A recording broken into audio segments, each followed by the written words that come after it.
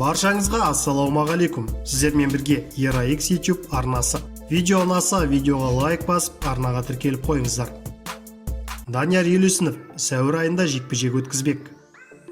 Қазақстандық боксшы Данияр Елеусіновтың промоутері Эдди Хирн клиентінің қашан рингке оралатыны жайлы айтып берді.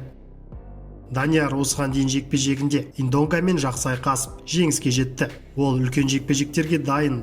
Бұл жігіт 147 фунтта шығып жүрген кез келген боксшы үшін үлкен мәселеге айналады. Қазірдің өзінде үлкен қадамдар жасап жатыр. Өздеріңіз де көріп тұрсыздар. Данияр Елеусінов рингке сәуір айында оралады, дейді Хирн. Әзірге Елеусіновтың қарсыласы белгісіз. Еске сала кетсек, қарашада Данияр екінші раундта намибиялық боксшы Джулиус Индонганы нокаутқа түсіріп, IBF интерконтинентал нұсқасы бойынша жартылай орта салмақтағы әлем чемпионы атағын жеңіп алды. Қайрат Ахметов Димитриус Джонсон жекпе-жегі өтеді ме? Көптеген қазақстандық файтерлердің менеджері болып жүрген Саят Абдрахманов Қайрат Ахметовтың One Promotion'дағы болашағы туралы айтты. 33 жастағы Ахметов өткен жылдың желтоқсанында One турнирінде өнер көрсетіп, 8 бұрышқа сәтті оралды. Сингапурдегі шарада қазақ лақабатымен танымал жерлесіміз Хван Ки Демді тамаша жеңе білді.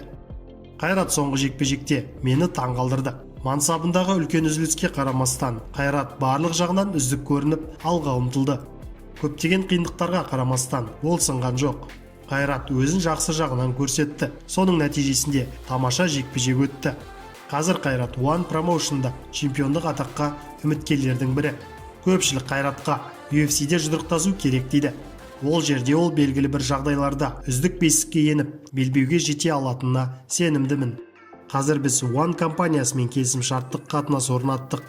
Үш салмақтағы ең үздік файтер One белбеуінің иегері Димитриус Джонсонмен жекпе-жек Қайраттың мансабы үшін UFC-ден де маңызды.